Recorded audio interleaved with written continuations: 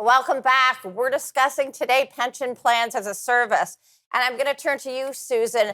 As an entrepreneur, would a pension plan as a service assisted your company when you were running it?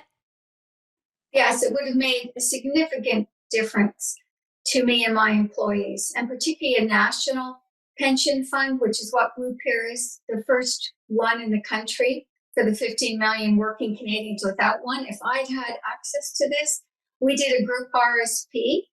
And of course, from the profits of the firm, I paid 50% in from the firm and the employee the 50%. And obviously, when employees left, it was portable. I can tell you right now that all my employees and me personally, we would have ended up significantly wealthier if we'd been within a DB, portable, national, the kind of scale, and what James has done is remarkable.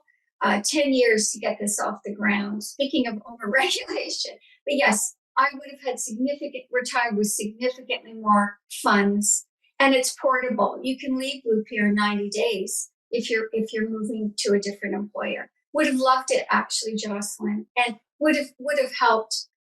I think it will help lots of Canadian entrepreneurs.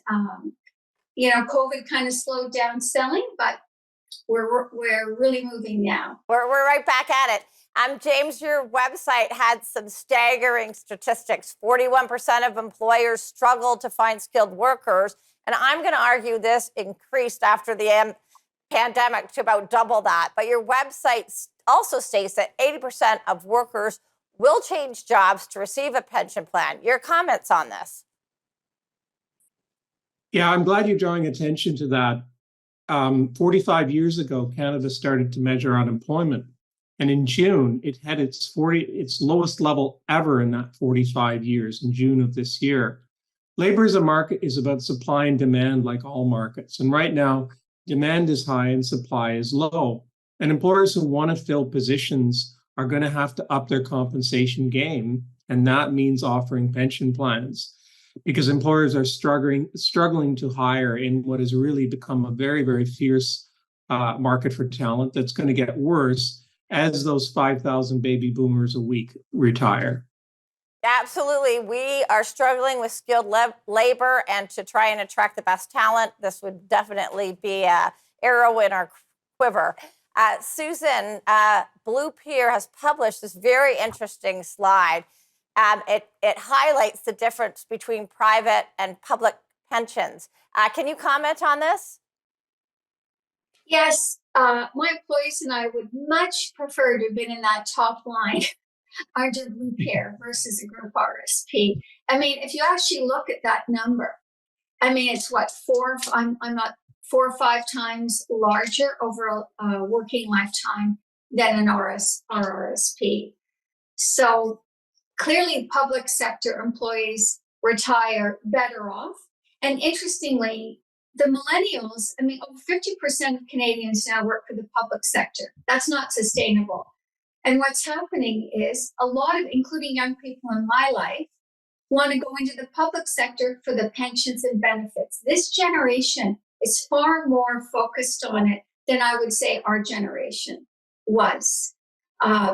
So that's a huge disadvantage for the private sector, competing with these public sector plans. Absolutely. James, you also brought with you a slide entitled The Evolution of Pensions. We have about a minute and a little bit left. Could you walk us through this? Thanks a lot. That would be my pleasure. Pensions originally started really more than 100 years ago as a reward for long service. And you got a pension or didn't get a pension to the extent you stayed with that employer over your entire career if the employer survived. So it was great if you got it, but often people didn't. In the mid-century, RSPs were introduced, which was a personal plan. That was a big advantage for people who had no access to pensions.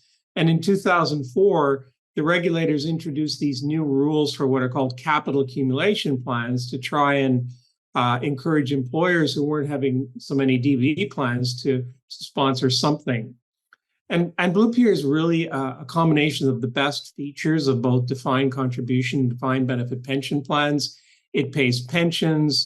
It's scalable, low unit costs, institutional investments. There's plenty of contribution room. You get tax-free portability, which DB plans don't offer. And there's no cross subsidies or risk among employers or risk for employees if the employers become insolvent.